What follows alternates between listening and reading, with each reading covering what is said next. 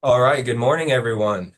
Welcome to the Student Support Summit session covering integrated academic coaching. Our presenter today is Majestik Delus. She is a fantastic access consultant. If you have any questions throughout the presentation, we will have dedicated time at the end to answer a few, but if there's anything that's like kind of urgent, just go ahead and pop it in the chat. Um, she may be able to cover it, but if not, we will have a dedicated time at the end. So with that, I will let Majestik take it away. Thank you, everyone. Great, thank you so much for that, Landon. Good morning, everybody. So we are going to talk about integrated academic coaching and how that connection to accessibility resources is really beneficial. There is a QR code for the slides with notes, and then in a little bit, Landon's going to send a link as well, if that's easier. And I'll also have it again at the end. So plenty of opportunities to get into things. Quick introduction. So my name is Majestik. I'm an access consultant at Linn-Benton Community College in Albany, Oregon. I also coordinate academic success coaching and the Tech Lounge, and so I will go into those, of course, throughout this presentation. I'm also finishing my Master's of Applied Ethics right now through Oregon State with a teaching certificate. So very busy at this moment, but we're here and doing the things. So again, thank you for joining me. Here's an overview of what we're going to go through. So I'm going to give you a little bit of background, talk about a program refresh and revitalization. We're going to go into listening and responding to students, outcomes and adjustments, insights and highlights, and have a bit of discussion or Q&A. As you mentioned, if you have questions throughout, please feel free to put them in the chat if you can't pull them in, but we will mostly address them at the end, but I will try to keep an eye on it if there's anything that I can talk about really quickly. Okay, so why coaching? So coaching here at LB is a practice that helps students learn how to navigate college, not just how to build a calendar. We focus on transition skills, understanding the college system, and building habits that build long-term success. So this approach is especially meaningful for students with disabilities who often have to work for those additional layers they may not understand, like executive functioning, processing differences, barriers to learning environment that aren't visible through like a syllabus. This gives students a space to translate accommodations into action plans, how to study, how to plan in a way that is like best serving for them and their preferences, how to communicate their needs.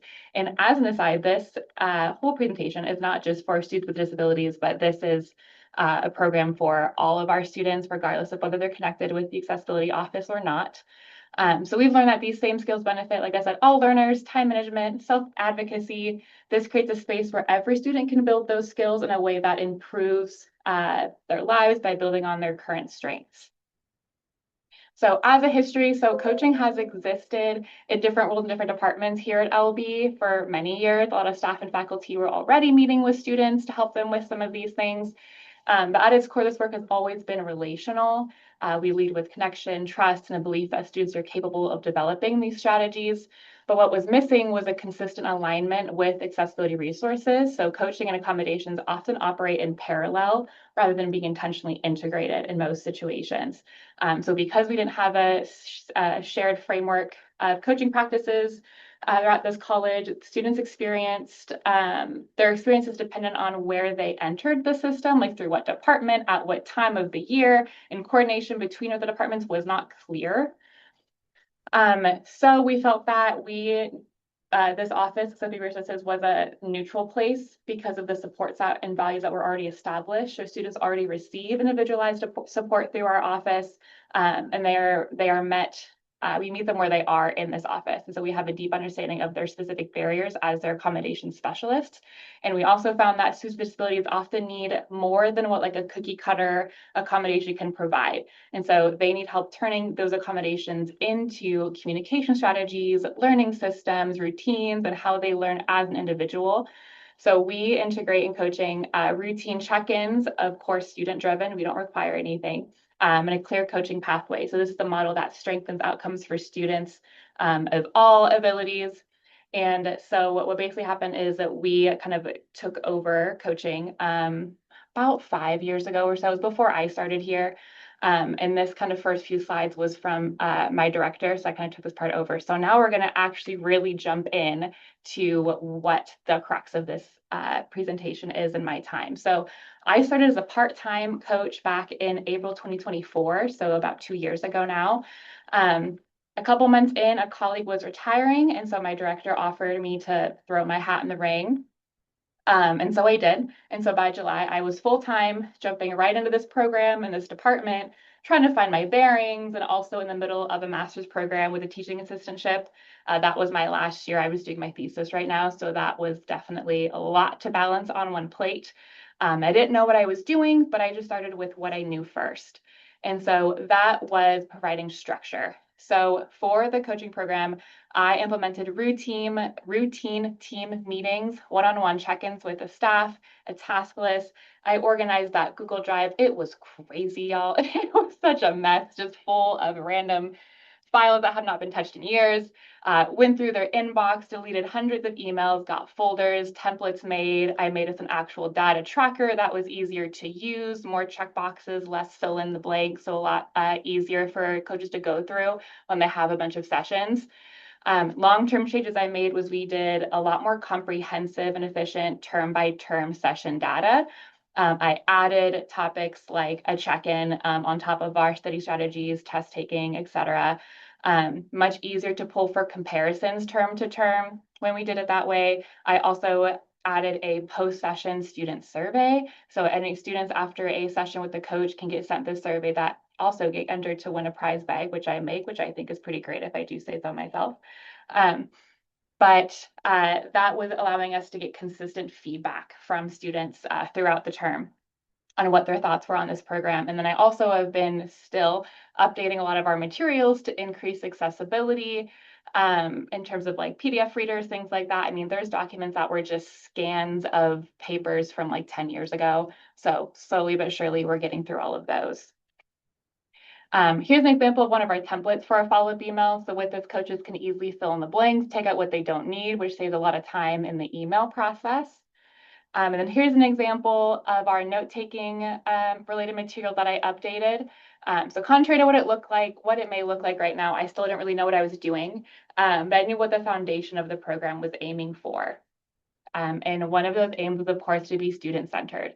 So in order to build a supportive pathway for students with disabilities to access coaching, we have to be sure that it can be tailored to the individual needs, which means no one-size-fits-all approach, student-defined success. So whether that's simply a certain grade in the class, or if they're just passing the class, whatever is success for them, and meeting them where they ask, where they want just like an overhaul of their entire approach to studying, or just want some tips and tricks, happy to do either one.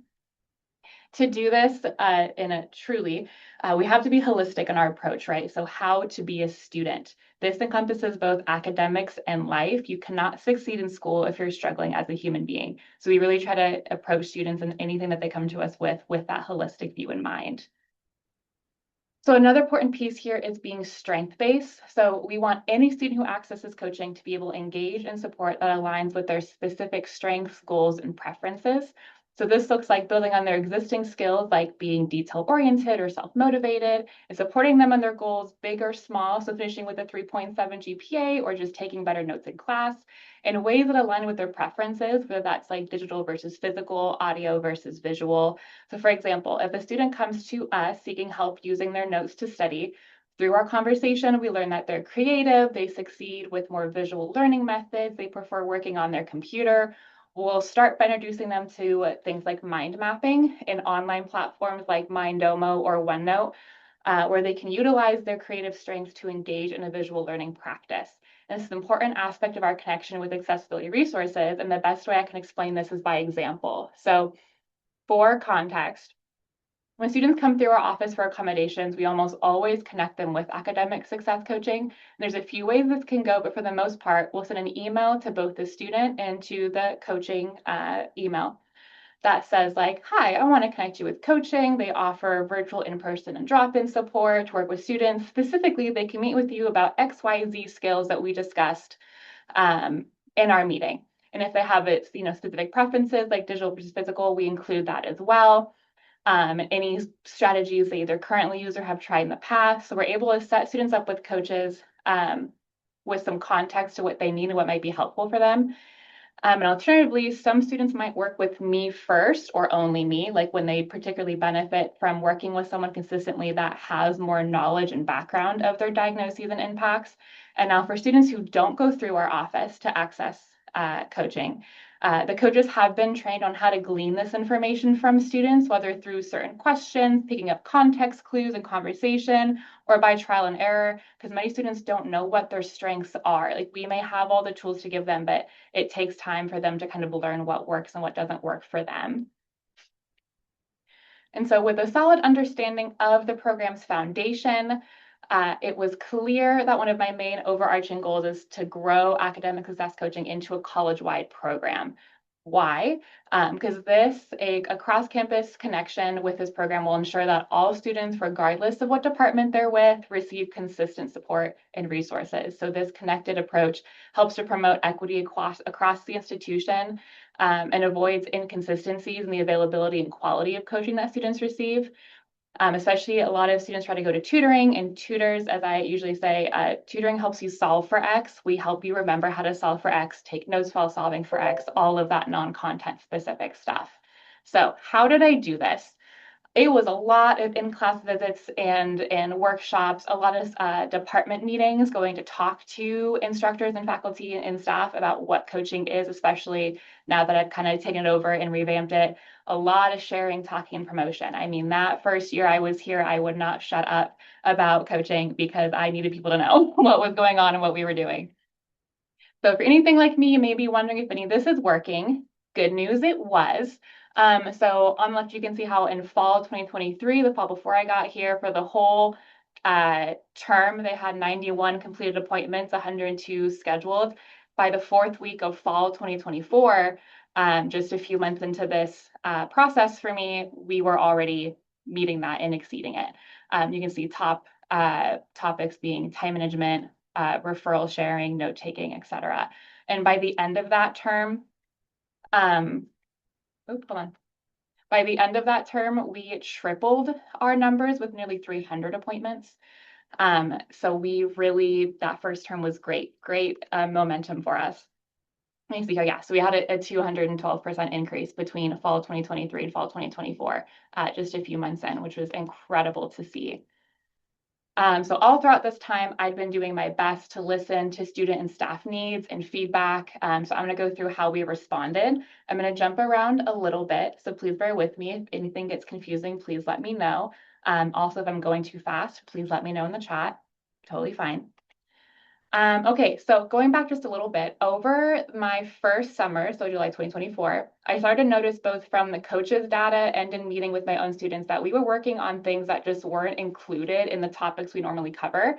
So I added life skills to our tracking and then broke that down into multiple subcategories. And a note that multiple topics can be discussed in one session, so that's why the percentages don't add up to 100. So I started with this, primarily planning and prioritization. So part of this time management, of course, but the skill of prioritization, it really stood out as an area that needed a little bit more attention. Communication, whether that's with faculty, staff, peers, goal setting, whether that's an overarching life or career goal or just more short term, and habit building. So as you can see, once we started being more aware of life skills as a topic, more of them started to emerge. So over the next year, we started being more and more as we started being more aware of this, we started tracking routine building, navigating college systems, self-motivation, self-advocacy, problem solving, and meal prepping. I'm pretty sure this was from, I think, spring of 2025. But yeah, you can really see that with that increased kind of attention to it, we really started seeing more of these pop out. Okay, so we'll return to life skills shortly, but let's go to workshops. So when I first started, the word around campus was that our workshops were hardly attended. And I know getting students to show up to things is a challenge, regardless of what it is. So in my head, I figured we give it some significant intentional effort for the next year. And if we don't see a consistent increase of attendance by the end of the following fall, we'll pivot, pull back what we offered, repackage it, do something. So to start, we had a Google site of our workshop, some flyers posted around campus. Over the next year, We started making quarter cards with our schedules to be able to hand out to students, have at our tables, and leave in other offices and spaces. We added a post-session workshop attendees survey to get some more student input. We also collected a lot from like Welcome Day and Spring Fest, which is a big student resource days and club days and stuff like that. I gave coaches a training on workshop building, pulling from the Spark framework, if anyone is familiar with that, and made a slides template so they had a better idea of how to organize their workshops, what to include. Again, some structure was provided. We worked together to revise and refresh all of our workshops and presentations. And through all of this, we played with the timing, the days, the order, etc. And here's what our numbers looked like. So 13 attendees, 9 and 8 for each term. Not really seeing a lot of growth, right? Me neither. So I kept listening both to students, staff, and faculty, and we kept adjusting. So I started a regular email announcements with that week's workshop information directly to staff and faculty in a format they could easily copy and paste into class emails, announcements, etc. I also included reminders on what we do, how students meet with us, how they can connect students with us. We also added calendar links to those emails as well. So they can add them to their calendar. Over the summer, we shortened workshops from 45 minutes to 30 minutes and then placed them right in the middle of these break times. So we switched to a more block schedule for our class schedule. So depending on your kind of schedule, you have a break either 11 to noon or noon to 1 for students. And so then we would schedule our workshops right in that 11:15 to 11:45, 12:15, 12:45 kind of bubble. And so, yeah, I explained that right here. And so then this allows students to take a breath after class, grab something to eat. We also provide snacks always, go to our workshop, and then not have to rush to their next class. And we also worked on some new workshop topics. So in the post-session survey we ran that first year, we told students we wanted to, add more workshops, tell us what you wanted to learn about.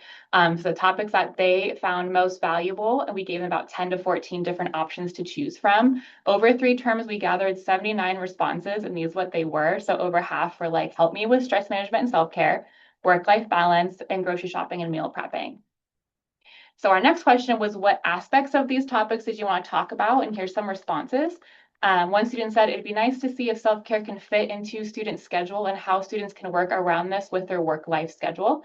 Learning how to be productive, incorporate my interest into my daily routine, and develop tools that make it easier to devote time and energy to both professional and personal commitments. Here's some other ones. So how to know your limits and express those, avoiding burnout. We all know that's a very big deal.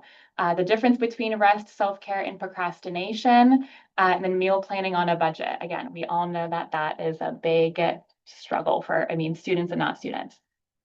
So based on all this feedback, we added taking effective breaks, how to structure your breaks, what to avoid, examples, etc. Avoiding burnout, how to keep swimming, learn how to keep swimming towards the finish line, even when you start to lose steam. How to blend productivity, self-care, and enjoyment, how to get some good R&R, some recharge, recreation, and reset. And grocery shopping and meal planning, so how to effectively grocery shop within your budget, prepare meals ahead of time, all while being a student. So these are great examples of how life skills continue to be a focus with student needs. Okay, so with all of that, do you think we finally saw an increase in workshop attendance? We did. Thank goodness. We saw 43 attendees in that next fall, and our average number of attendees per workshop grew ×5. So finally, I was like, okay, the hard work paid off after a year.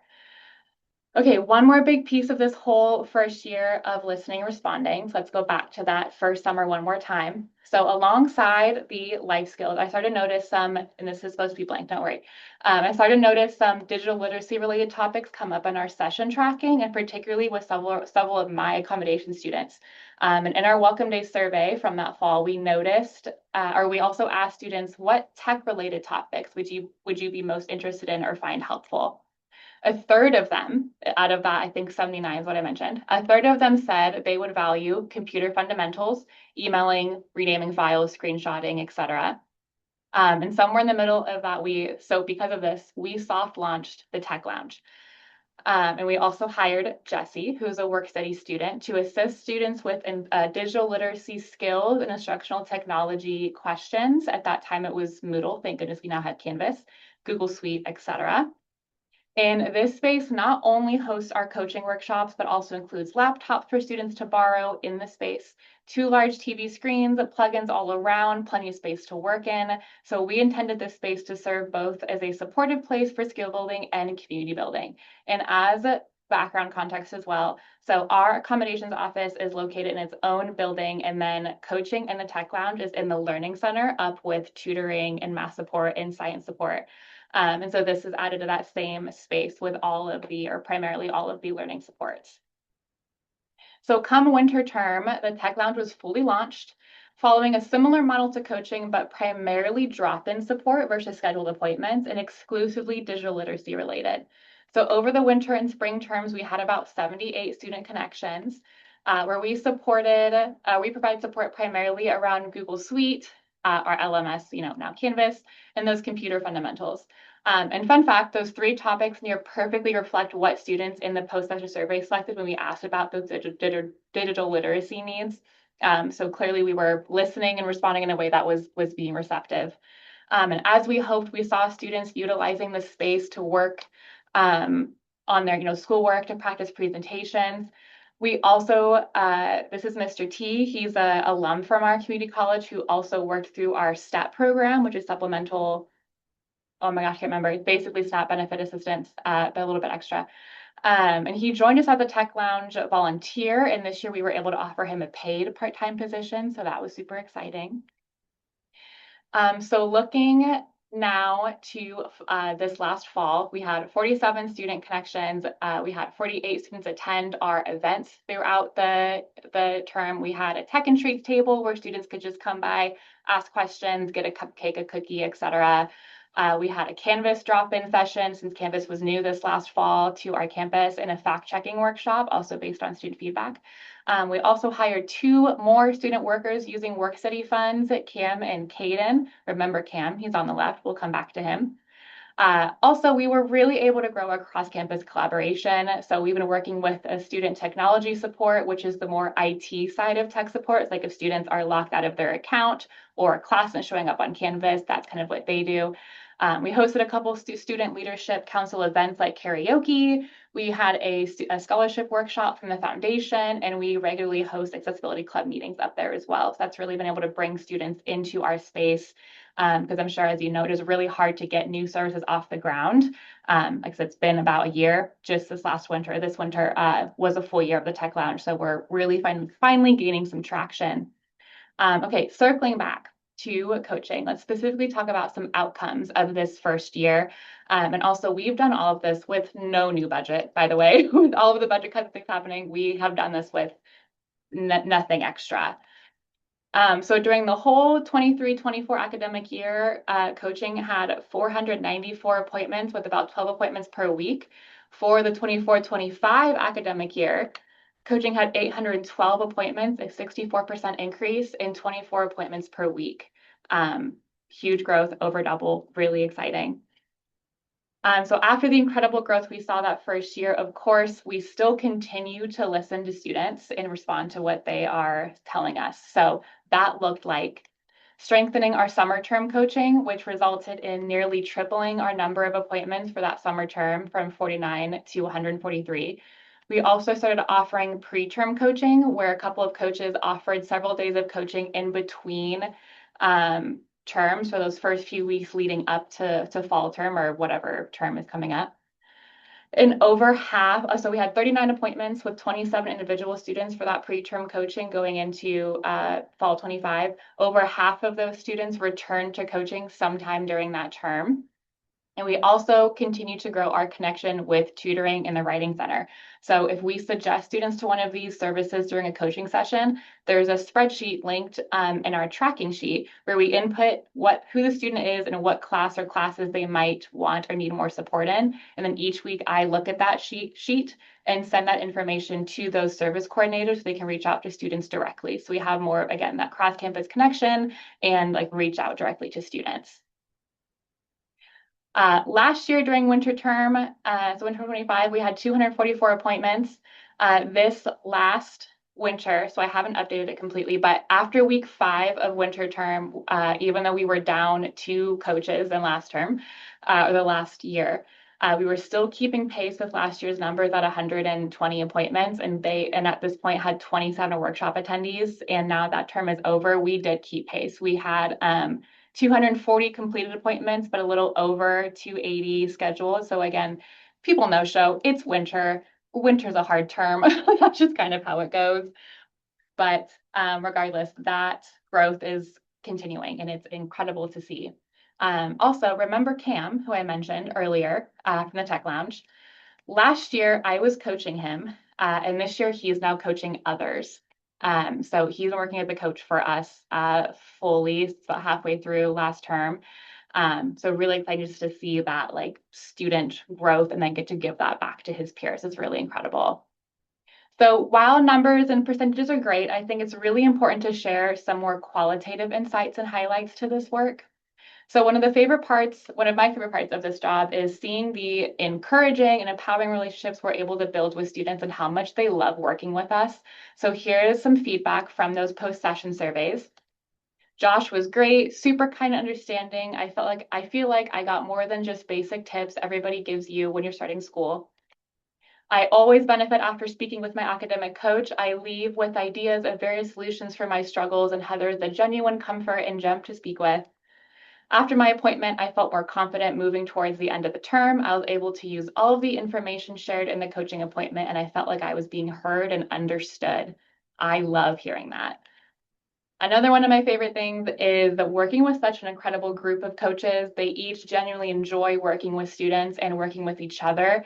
At the end of each term, I always send the coaches some questions. One of them is, what was a highlight for you this term? What are you most proud of?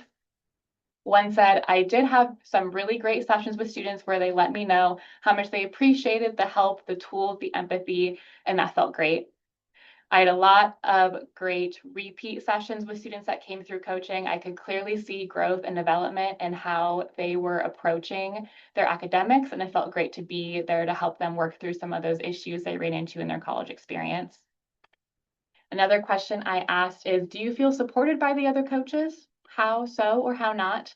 One said, I do. I think overall our team communicates well, letting each other know what we're working on, how booked our day will be so we can help each other help each other with other tasks that need to get done.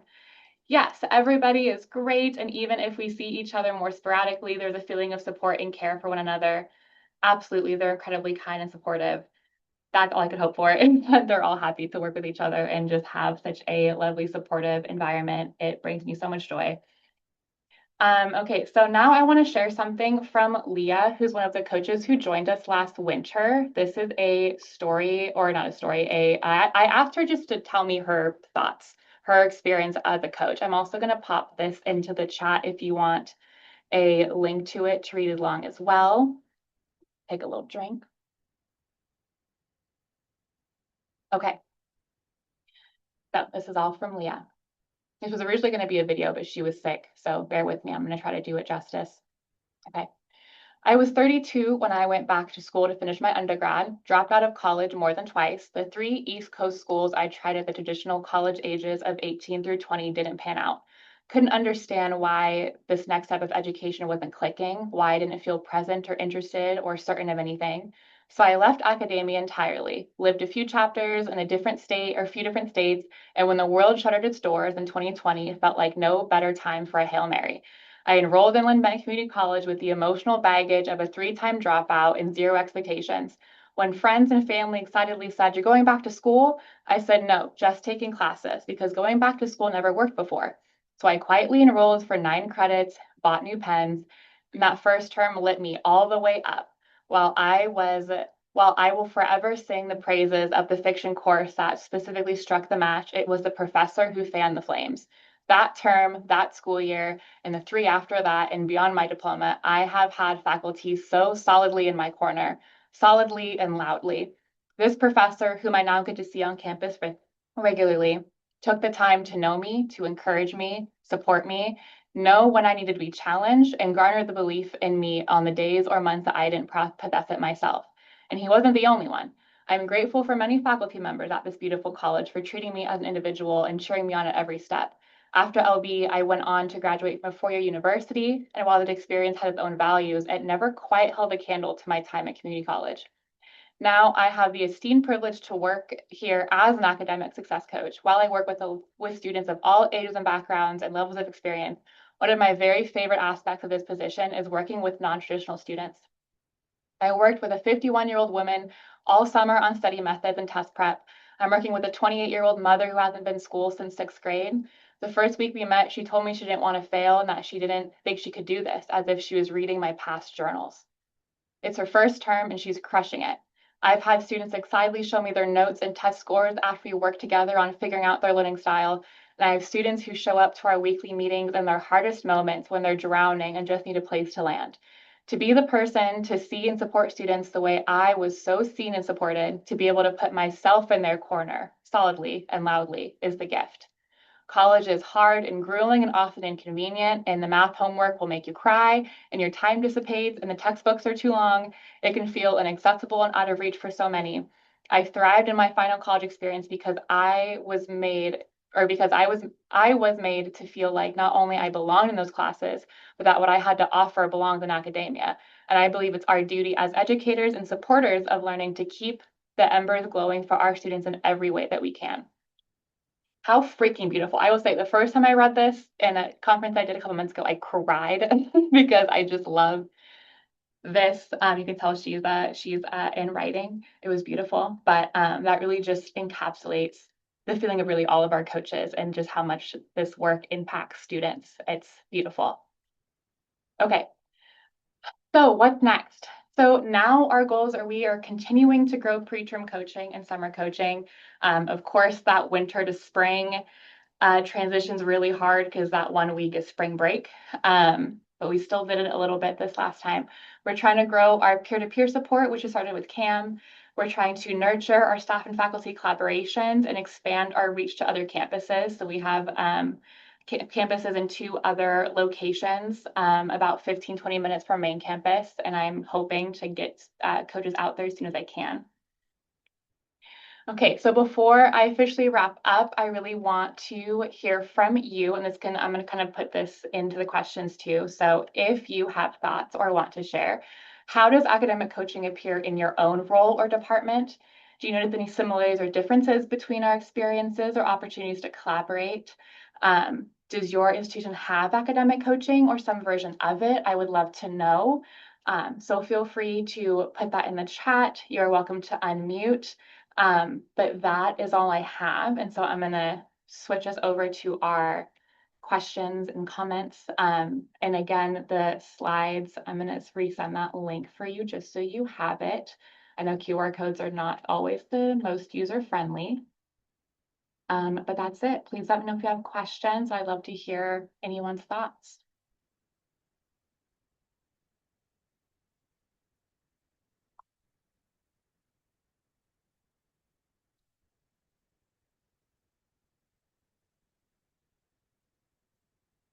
If you don't have any questions or thoughts, also fine, but I'll give you a minute. I know typing can be difficult. Or feel free to raise your hand, whatever the react is, that's also fine.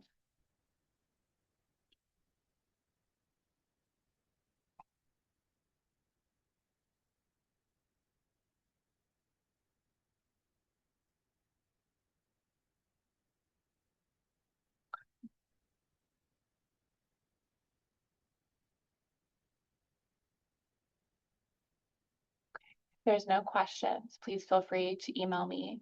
If you ever want to chat about this, I've had a couple people reach out and just be like, how do you train your coaches? Or how do you connect students from accessibility to coaching, all of that. And for anyone who is working with students with disabilities, just know that you can communicate your students' needs to coaches without violating any type of HIPAA or even educational need to know. The language can be hard to translate sometimes. So if that is a struggle, then definitely reach out.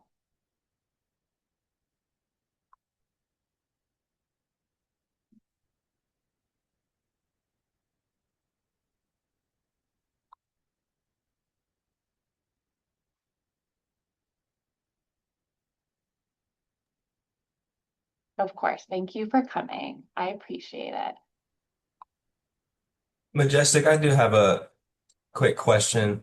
Mhm. So, how do institutions shift to this integrated academic coaching um, without losing the like immediate tutoring support that some students may see as like the most important? Like, do you have any challenges with time management with y'all students between tutoring and academic coaching? Totally. No, that's super fair. Part of it is that collaboration piece between like our services and tutoring. Tutoring generally has less flexibility or less availability because it all depends on how many tutors are in that subject and what their class schedule is. So we definitely kind of prioritize if you need tutoring, find your tutor schedule first. And then to kind of meet with us as well, we try to offer, again, we offer virtual appointments. And then in the case where a student is like, your like time slots don't work for me, or work swing shifts, things like that. If they let us know, we are happy to offer coaching outside of our normal hours. That does tend to fall on me because I'm the full-time one. I don't ever ask my part-time staff to take on more than they're allotted unless they really want to. But yeah, that time balance can be tricky. But again, it's like we try to be as flexible as possible. We have more flexibility than the tutors do since the tutors are students. And then that collaboration between us, if you don't already have a connection, it can definitely be tricky depending on kind of who's running the academic support services and who's running accommodations per se. Sometimes there's not a lot of communication between those two, but it takes one to start. And that while that can be hard to navigate, happy to always chat about that connection. But yeah, it's a lot of flexibility, a lot of coordination, but totally doable. Mm. Yeah, great question. Yeah, thank you. I think flexibility is important too. Like I'm a tutor here at LSU with our students, and we just know like their schedules can get crazy, and they sometimes have to miss. So like being able to offer flexible options is always helpful. Thank you. Yeah, yeah, absolutely. Well, if that's it, thank y'all so much for attending. I appreciate it. Have fun in all of the other sessions that I'm sure you will attend today. And like I said, please reach out if you have any questions at any time. Thank you so much, Scarlett. I appreciate it. Thank you. I'll let you guys go. Bye, you guys. Thank you, everyone. Thank you.